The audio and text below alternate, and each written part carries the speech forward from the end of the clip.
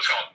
Keaton, whatever, for Peter Christos is like really openly gay, like teenagers working for Bailey, hanging out in the city, just having good times. Well, there's a reason why he's so upset with Donald Trump calling out the Pope. It's because when you're involved in homosexual activity and pederasty, you want to defend the people you most closely associate with. He's one of the top pederasts in modern history, and he had the gall to attack him. That's terrible. I've only covered up for 5 pedophiles. This is what Pritzker said. He said Darren Bailey wants to be the next Donald Trump of Illinois. But I think they're friends. I think Darren Bailey ends up working for Pritzker, or gets another the family's got I think $2-3 million in farm subsidies, and the state of Illinois bought.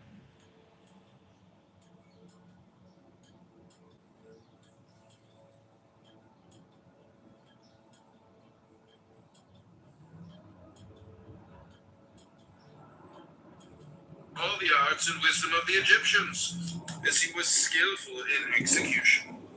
The well-known names of Mount Fachon, Shakti, Warburton, Kaesler, Kalis, the Abbe Barnier, the Abbe Pluchet, Jablonski, Kenneth Mackenzie, Keneally, Wilkinson, Eliphas Levi, and Bonwick, all of whom have ventured some opinions.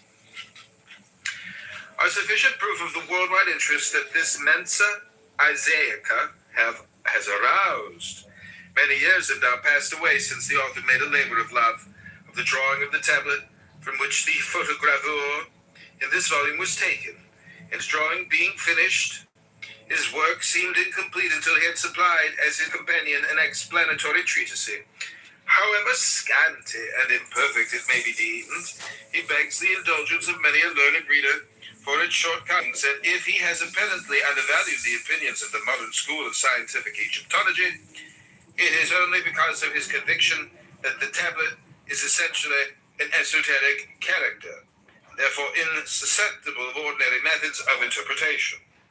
The photogravure provided with this little volume, 10 inches by 8 inches, is of course much smaller than the original, which is approximately 50 inches in length, 30 inches in breadth. So far as can be ascertained, the tablet has not been engraved or printed in its entirety since 1719, when it was published in France by Mount Faucon, and it has never been printed in England.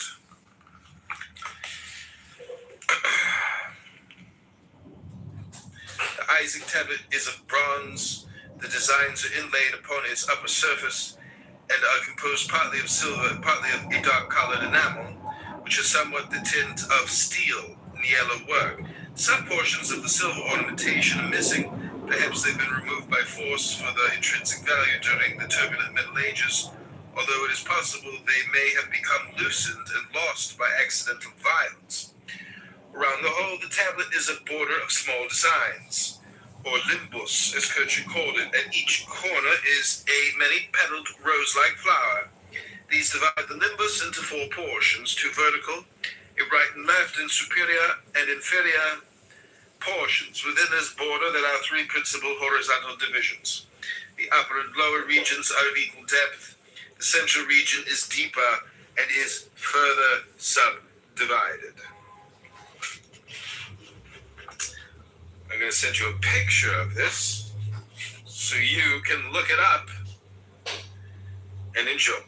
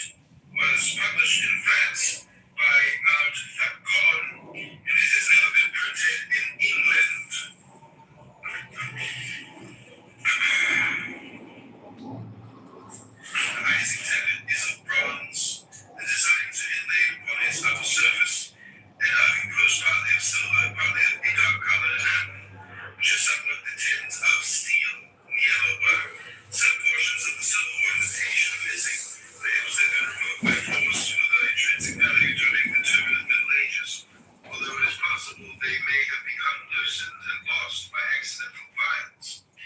Run the whole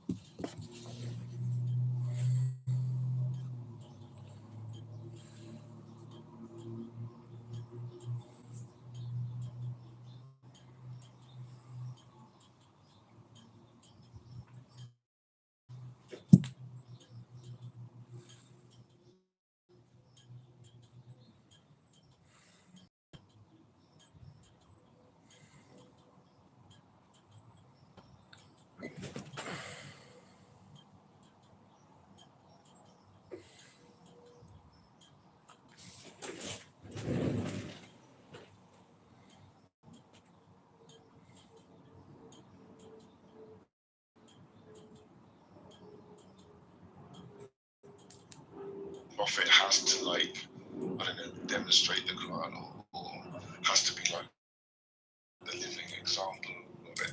So if that's the case, like why do you think that why do you think that Allah didn't make the prophet immortal just as a hypothetical, so that he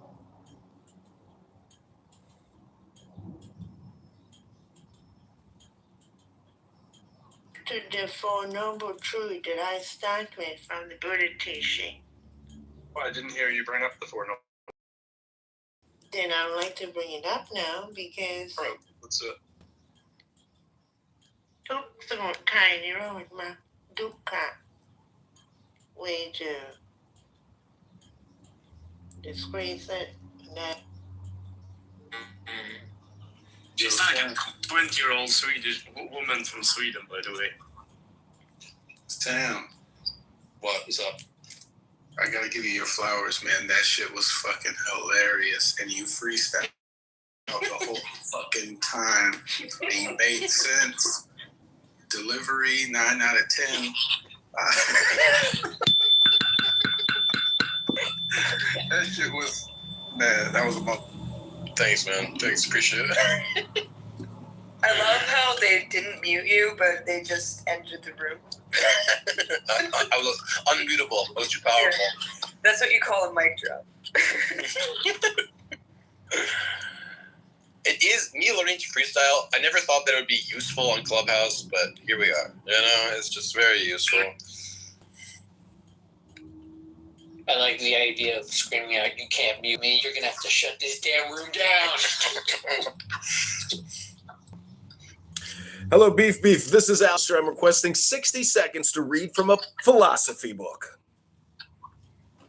Sure, go for it. Okay, this comes from Native American Wisdom. This is from Black Hawk Sock. Oh no. Black Hawk down. Oh no. Not again. Bye.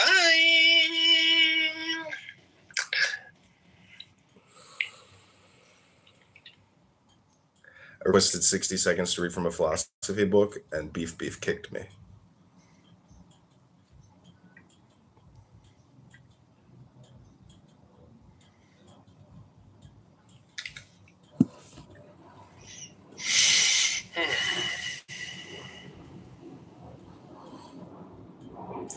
I seen Timothy pop in for a second today, which was interesting. He's back. Damn it. I talked to Sasha. Sasha said she's off Discord in the app and off, which is, I guess, probably means their life is going better. But maybe they got reported a whole bunch of times for saying some crazy shit. Yeah. Galilean, come up. I need affirmation. Come up, Galilean.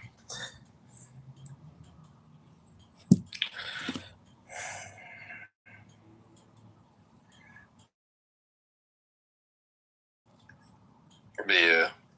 It's so sad. If I just never talk to Sasha and Timothy again, it would be very weird for me psychologically to be like, oh, I spent a year getting to know these people, and then I just never speak to them again. But I guess that is life sometimes, you know. Can't totally control it. Happens a lot in these spaces. Yeah. Yeah, I wish it didn't. I think there should be some sort of like rule that like if you've gotten to know someone for over a year, you should have some like good reason if you completely just cut off contacts, you know, like you just fucking go. I don't know. Doubles is a revolving door, so that doesn't surprise me. Yeah. They'll be back. Will they? I don't know if they will be. They might not be. Yeah. What's up, Not everyone comes back. Can we all agree that like, Chris guy do well and left. Oh, you want We all agree that Chris guy sucks, bros? Like Chris is a horrible mod? Well, he was mod abusing you. I don't think Chris was that bad in general, but yeah, he was he was misusing you that day. Yeah, black on black crime. Also, Andrew is garbage these days. Like, no, He's a subhuman, bro. Andrew's actually not a human being. He got mad at me for using my emojis with Andricus because I agreed with what Andricus was saying. Hey, Bubba, this is an emoji-free zone, Bubba. Oh, Let's interview this homeless guy. Let's interview this guy who thinks it's sometimes okay to have sex with 9-year-olds. Let's give him a full airing Let's give him a out. full 10 minutes. A fucking pedo apologist, and he's just like, yeah, Let's let him dodge full time. Yeah, and he didn't even like fucking answer the question. If he was at least engaging concisely of like, here's my question, here's my answer, but he would just fucking mumble and ramble and fucking. He wasn't actually like a good interlocutor. So I don't know. It's pretty annoying.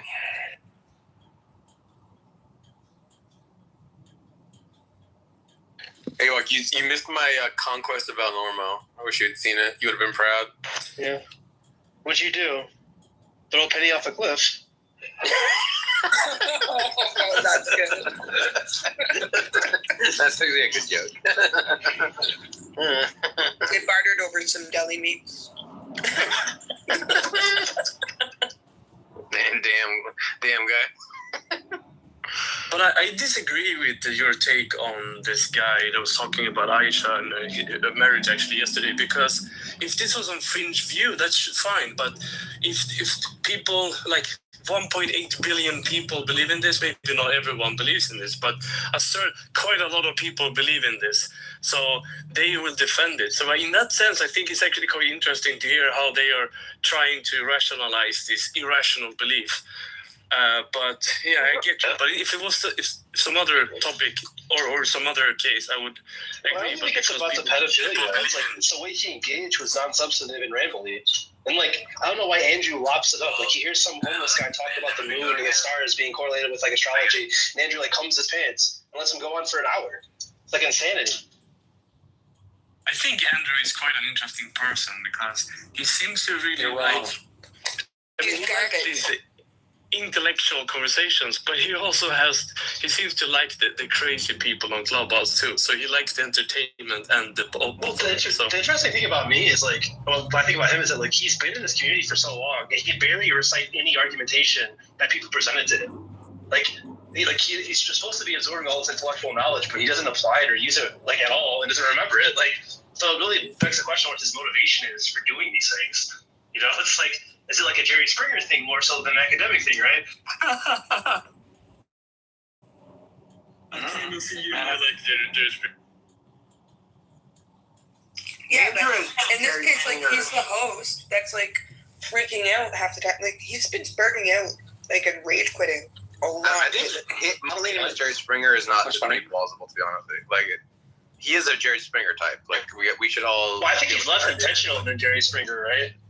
Like, clearly. So he's like an unintentional Jerry Springer? Like, like an accidental, he stumbles in and then the people aren't the father or something. But so you see him as a kind of a Jerry Springer savant. I think that's like the best life of Andrew is like a talk show where various homeless people and uneducated people come out and like the crowd is, and he would just love that job. You can do that. You can make that into a podcast. Yeah, but he'd also be like a host of he digs up dead. He digs up dead serial killers and like Hitler and shit, interviews them, brings them back to life with a seance, and has a whole hour interview. That's Andrew's peak life. Hey, Bubba, why'd you rape and murder all those kids? Here's your floor.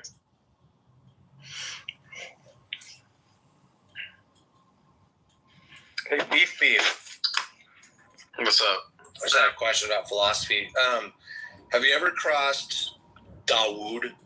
He's a Muslim. Yeah. I debated him. I had a formal debate with him. What is up with that guy, dude? Like, I just don't get it because he's all about John Rawls. He like wants to make Islam seem like super reasonable. So he wants to like kind of like, you know, French it up with some philosophy, but also he doesn't want to get rid of Islam. So the most that what he'll do is he'll make a bunch of scathing criticisms of Islam, and he'll like try to find some philosophical jargon or some like sort of like maneuver for why it's not as bad as it sounds. Not that Islam is good, but it's not as bad as you're making it sound, which is like not really a defense of it. And he just loves doing that for some reason. He's like very motivated to do that. Yeah, I've tried to be cool with him and, you know, approach things sincerely and directly, and he's just so long-winded and freaking slimy that I just gave up on that approach, and now he's just a big wuss ball. So I don't know, bugs me. Have anyone heard Dawood's defense of Aisha's marriage to Muhammad? What's that? He was doing that. He was just doing that in a room right now, and he was gonna boot me, so I left right before he kicked me from the audience. I mean, basically, what he does is he's saying that there are all these requirements in the Quran for marriage, and because they are there, and I mean, from his view, it comes from God, and therefore he pushes what's it called again when you reverse the burden of proof. Yeah, that's what it's called. So he says that because of all these things and all these requirements from Islam, therefore the burden is on you to show that Aisha wasn't actually, she was actually not an adult. So now you have to prove that she wasn't an adult. It's crazy. Yeah, but he also prefaces everything and frames it because he'll just say, because in Islam, according to Islam, right? So like, you know, it's just these people, man. I'm almost just ready to just shut up and just remain silent most of the time. I think That'd be cool. Yeah. I know. For some of you, for sure.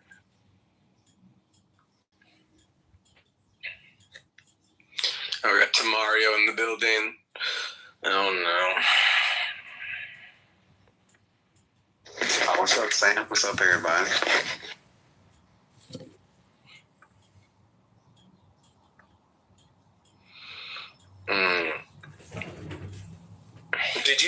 Did you explain what happened with Normo, or did we get sidetracked from that explanation? Oh, did you hear that? I heard you say that you owned him or something, or you dismantled him. Well, what happened was he kept trying to interrupt Neil Patel or whatever that guy's name is, and wouldn't let him speak. So then I started just freestyle rapping, and I just wouldn't stop freestyle rapping. And it can be very annoying to people because I'm like louder than them, you know, because I have like a whole beat going on and I'm rhyming. It's very hard for them to like pay attention because I'm like literally playing a beat and freestyling, you know. So, and I kept talking about how he's old and he's gonna die soon, which, you know, it's never fun to hear. Yeah, but you should just not do that. You know, if I ask someone a question, you shouldn't interrupt them. Yeah, he's pretty slimy too. I've asked him direct questions, and he just deflects. A lot of the same tactics. It's just in different voices and different PTRs. Yeah. It's a different Abrahamic, same bullshit. Kind of what you're saying, right? Do you think there's like a genetic explanation for Jews being annoying, Sam? A little bit genetic. And maybe the bad back posture and like neuroticism and a disagreeability. Yeah. The bad back I don't know about, but the nasally voice and the disagreeable personality, yeah, I'm with you on that. I don't know if my voice sounded like this. I would just talk in a different way. When did Sam get here?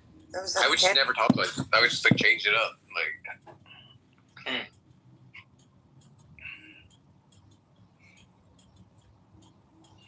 You sound like Nick Kroll. Mark, it said the middle of steal your phone and type in chat or something. Mark can't chat on the. Mark is kind of here, but he's not really here. So yeah. That's true contradiction. He can hear us, but he can't really interact with us. That's kind of how it is. Oh, so he's like a ghost. Yeah. That's cool. Ghost rules apply. He's a ghost. Beware.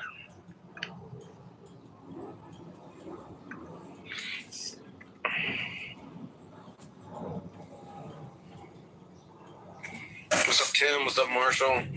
I'm pretty sure like a lot of those Big Five stuff is partly genetic. Like I think openness is correlated to IQ, and that's what they do. So I wouldn't be surprised if stuff like conscientiousness and stuff like that were tied to it as well. Yeah, that's facts. Tim, what do you make of these Muslims defending pedophilia? That just, I feel like it doesn't get under your skin that much. Goes together like peanut butter and chocolate. Yes, sir. I mean, I don't really do it to for their sake. I do it because it's just like the more you talk about it and you have people that hear them defend it, it just makes people realize how much more ridiculous what they do is, right? So it's like I'm sure people that were in Hitler's party defended Hitler for his ridiculousness, but to listen to people justify it is, to me, what I'm trying to do is to watch people bite the bullets in front of other people. Right. Yeah. I mean, I don't know if you heard that yesterday. Like, did you hear Nizam come in and try to parse what I was saying about? We were talking about that lady who had got beaten and she had turned green. Yeah. And then he was like, "Well, just so you know, in Islam, you have to get married to." I was like, "Oh, so you're biting the bullet and saying that she has to have sex with her ex-husband, who she claims beat her, and that's just because Sharia law is." He's like, "Well, that's the way it is." I'm like, "Okay, great. Well, we all know now how ridiculous your religion is." It's God's law, bro. We're gonna. Not to defend that position, but out of curiosity, do y'all think that all men in antiquity were pedophiles, essentially? Because hashtag not all men. It was standard custom. You could take a young girl and marry her. I think all societies. Matter of fact, that's actually not true. That's actually not true. Wait, Sam, did you ever take that Hexaco test I sent you or no? It'd be cool if we could tell stories and say that it was true. Wait, say it again, Gawa.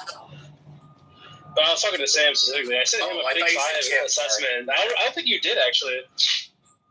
I know you took that socionics test I gave you, but I don't think you took the Big Five one. The Hexaco one has a sixth dimension of humbleness and trustability on it too. It's pretty interesting. Yeah. Wait, what did you get on your socio quiz, Beef? It just said I'm a Sam or me. It just said Sam's Sam's a pretty clear IE extrovert, I think. These are nonsense words. And I'm pretty sure his Big Five would be social, limbic, unorganized, disagreeable, and inquisitive. Like a Sagittarius. Well, I mean, there's a lot more data around Big Five psychometrics than. Yeah, well, I get INTP on Myers-Briggs, but socionics is a lot more informative, Mark. The dichotomies are a lot more rigid, and the methodology for verifications is a lot better because you actually have intertype relations that have predictions about compatibility. I think that adds another layer and stuff like that.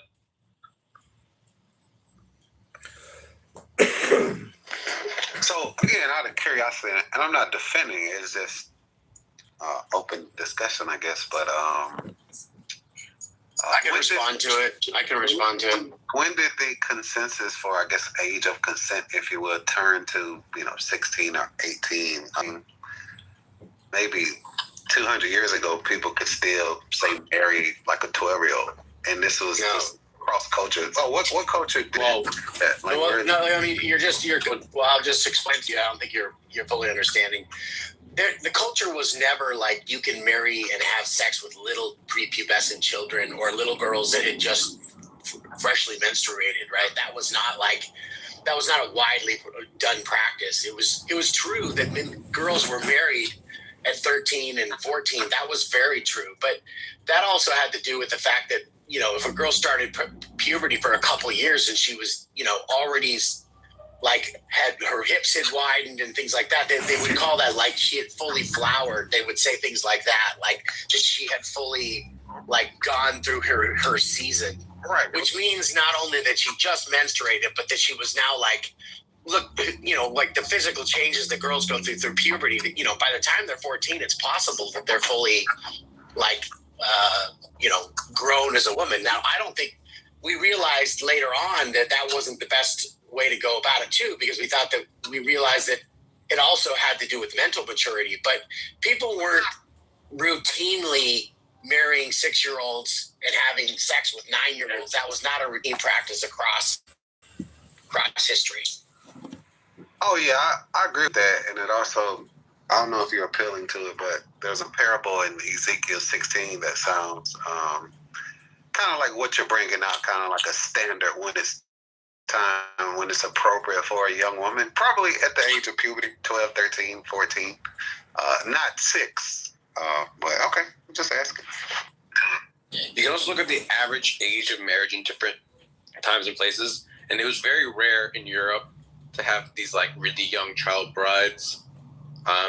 Sometimes aristocrats, you'd have a duke marry some very daughter just to dynastically connect houses, but they wouldn't be having sex for a very long time. It was just an idea that on paper they're man and wife. But among the peasants, 16, 17, 18, even 1920, those were common in most of European history. 2.5 hours later, place is spotless. Yeah, and that's all I'll be saying. It seems to me there was a custom, just culturally accepted back whenever, and we judge it with today's lens. And I don't think, personally, I don't know that that's fair.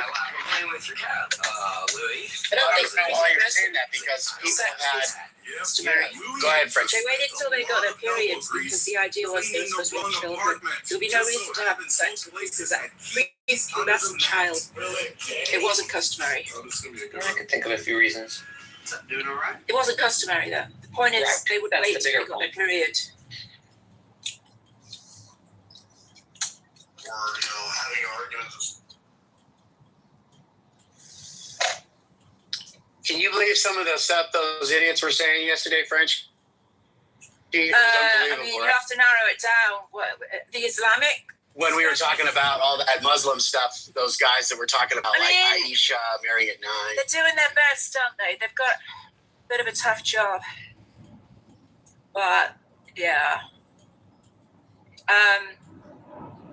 It's really it doesn't take very long to be I'll pass things. Even if you're not exaggerating or,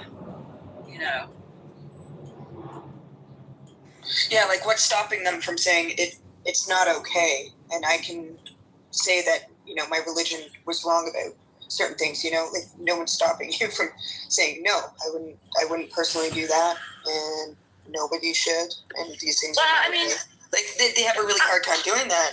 They're trying to thread the needle between time, but also, we should still support some of these other laws that seem to also refer to a different time, like not letting women get divorced. That seems to be something they might want to change, but they don't want to change that. Tim, there was a beautiful moment that you had the other day when Nizam was like, we believe that, marriage is important to preserve the fabric of society. That's why women can't get divorced if their husband hit them. It's like, but can the man divorce them? And he's like, yes. That was me. Oh, I guess the fabric of society isn't that important. That's on extraordinarily based. Kidding me? That was me. Based as hell. That was you? Oh, my bad. Yes. My bad, Frenchie. Fuck. Just gonna let the man take credit, huh? My bad. Yeah, I mean, that's the thing. It's if you keep going, even the most reasonable ones, it's suddenly this is still kind of misogynistic, Well, but that one we were talking about for funny. Remember how he kind of came in? He's like, "You're just not getting all the context of this. Let me tell you the context." And he starts to tell us the context. It's because she said that he was impotent, and I was like, "Okay, but even if he's not impotent, why does he still have to go have sex with her again to prove that he's not impotent in order for her to go back to her other husband?" He's like, "Yeah, well, that's the way it is." I'm like, "Oh, great context. Now you've made it so much better. Wow, thank you." They're so like unself-aware of what they're saying. Dumb.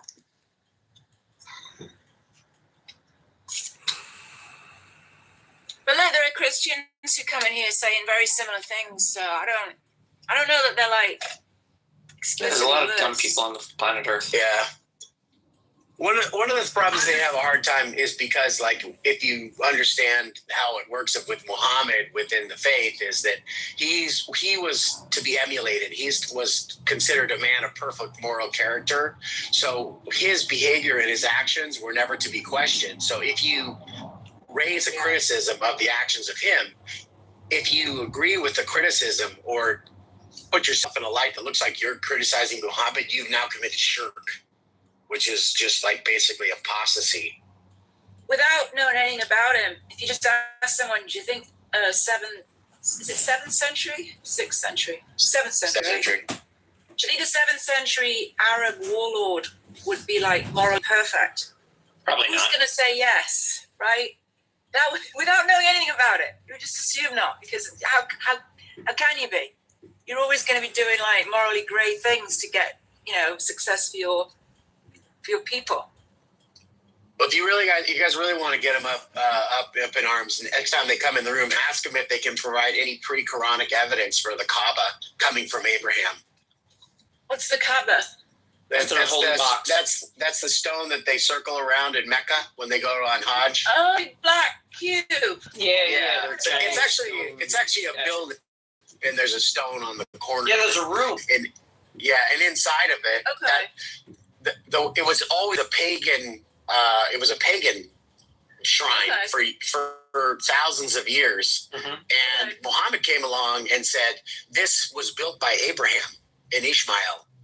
Oh. He makes the claim that Abraham came to Mecca. Processionist. And that he built the Kaaba, and it was a sacred, monument to God. When Muhammad comes, it was actually a pagan shrine. So he managed to take over Mecca, and he kicks all the pagans out. But then he says, "No, this is actually from Muhammad." So it's like a nod to the pagans that didn't want to give up their desire to worship the Kaaba. So he integrates it into Islam and said, no, it's actually good. You guys just have the wrong idols. You just got to worship it this way. And then he does. But the funny thing is, there's exactly zero evidence that there was ever any evidence, archaeological, historical, written, oral, anything that was made up in that Abraham was ever in Mecca and ever made the Kaaba. So it'd be like the Christians sticking up a Stonehenge or something like that. So it actually is like Jesus planted that stone. Right. Yes. Or like Joseph Smith finding some special site in America and saying, "This is the site where Jesus came to preach to the Americans." And you're like, "Well, how do we know that?" He's like, "Because it's been revealed to me." Okay, great. So the Muslims are just like the Mormons, really. Yeah. Yes. Yeah. Actually, something else I found out interesting is that Muhammad didn't even invent the concept of Allah. That the pagans at the time, they believed in Allah, but they just also thought that God had like other gods too and other associators, and that's why the Quran is always freaking out about people who associate others with Allah, because that's kind of what the practice was. But there was a supreme God, and then there was other gods too that were like helping him out, and then Muhammad was like, no, it's just Allah. And so, like, he didn't even invent, like, this notion of Allah or a supreme God. It was already, like, here's a clue. The name of Muhammad's father is Abdullah, which has Allah in it. So it's not like. Huh. They already had monotheism. They just didn't have rejection of idolatry yet. When you think about Muhammad, Frenchie, like, basically he's this warlord that's in 7th century Arabia, right? And he's and Jews, and then he's trying to take control of the area. So what he does is he tries to amalgamate 3 religions into one in order to sort of like make nice with everybody and say, hey, you know what? Hey, you Christians, guess what? Jesus was the Messiah. And then, hey, you Jews, Abraham and Moses, they were prophets. And you pagans over here, guess what? The Mecca, that Kaaba that you've been talking to and wrestling, well, you're right about it, but you're sort of not. You're carving out a party Abraham, so we got it. Yeah. So he just like makes a new party, new religion, and then gets everybody to jump on board. That was his whole thing. He's going to unite all the religions into one fabulous religion. Yeah. It's a move.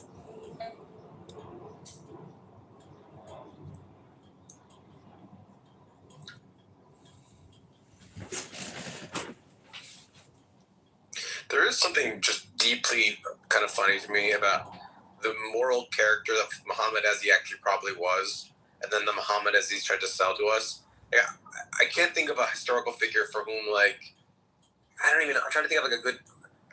Imagine people were trying to say that Genghis Khan was like a peaceful, loving man. You know what I mean? Like, it's kind of just a ridiculous project. He was often accused. They called him the ear. That was what the Jews and the Christians called him. They called him the ear because they accused him of being somebody who ran around and listened to the stories of people, and then he would recite them and he would tell them as if he was the only person that had ever told them, and he would tell them wrong, right? So that's why he ends up getting like the crucifixion of Jesus wrong. He gets the story of Moses and Pharaoh wrong. He gets the story of David and Jacob wrong. He claims that Jesus was made a bird from clay. These are all stories that were circulating in that time that were different, like sects of people that were telling different stories, like the Docetists and those things. And so, or like the Gospel of Thomas, which is a known forgery that claimed that Jesus made a bird out of clay. And so we'd hear these stories and then he would state them as fact, but it was ridiculous because they were demonstrably false at the time. He just didn't know it because he was hearing colloquial stories from dullards. And so they would make fun of him and they would call him the ear and say, you're just telling stories that you don't know anything about. Yeah, that's and the Arabs who didn't know anything, who were illiterate like him, they would just suck it up because they were a bunch of dummies. They didn't know anything. Well, I was just saying the phrase, there is an English word, it's a bit like archaic, but it's called like gossip monger. You don't have a lot of mongers nowadays, but there are, it's a word for like the guy at the store that sells certain types of things. You could be a cheesemonger, a fishmonger. Theoretically, I guess you could be a bread monger. But like that determination of a gossip monger, like in the Jewish law, it's identified, the prohibition against gossip, is a guy who trades stories, like a merchant guy. Like he's seen as like a door-to-door salesman. But what he's selling, buying and trading and selling, is stories. And it's like, they're saying that he's like, look at him, he picked up a bunch of stories, and then he passed them off as his story. Yeah. Well, I'll give you a perfect example, Nick said. So tell me what happens to Pharaoh after Moses leaves and they get out. What eventually does Pharaoh do?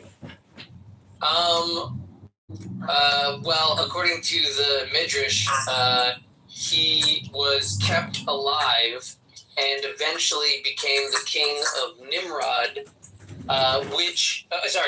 Nineveh, which explains, it resolves like a narrative gap from a certain like reading perspective of why the king of Nineveh, without any prompting or any discussion, just engages in repentance immediately because like some guy shows up in his streets and says that the God of the Jews told him to repent.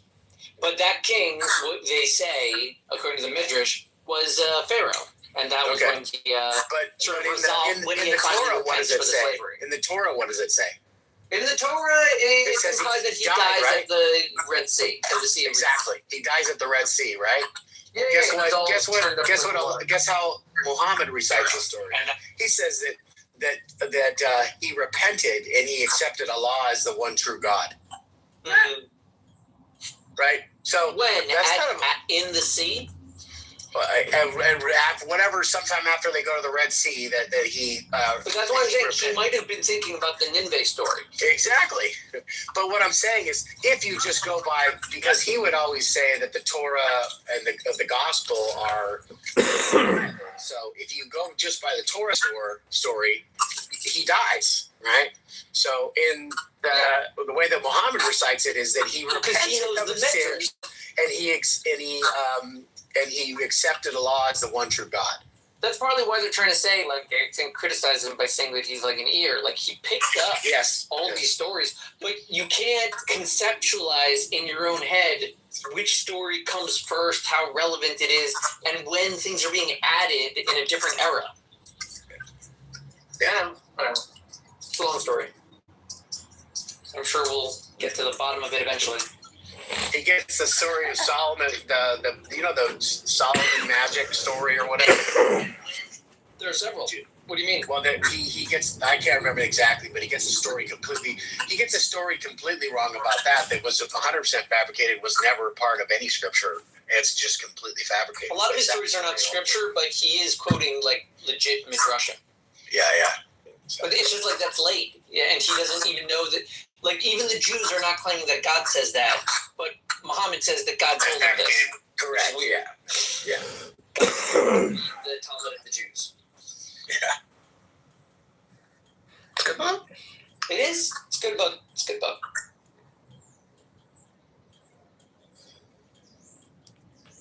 How to protect the family publishing house. I do think that my favorite argument against Islam is that you're a very dumb person if someone comes up to you and says, God tells me I'm allowed to have more wives than you, and you believe them. Like, that's just like, how dumb do you have to be? Just like Joseph Smith. Yeah, it's dumb to believe it. Yeah. It's all about men wanting to get strange. I can't tell you guys, though, like, a lot of people, majority people, most people throughout history and on the plates alive today, they're dumb. They're not that smart. They will just follow some guy that tells him, like, God talked to him and he's got some wives for them. All of them. They're all dumb. Your friends and family. You yourselves. All of us. We are the dumb. There's another awesome documentary on Netflix about the polygamists down in southern Utah again. It just came out a couple weeks ago. I highly recommend you guys watch it. You'll trip out. What's it say? Well, the FLDS, the Fundamentalists Latter-day Saint Church of Jesus Christ, they were run by a prophet named Warren Jeffs, and if you guys followed it at all, he got arrested about over 10 years ago. He got arrested. They had tried to move part of their sect down to Texas, and he ends up getting arrested, and he's in jail to this day.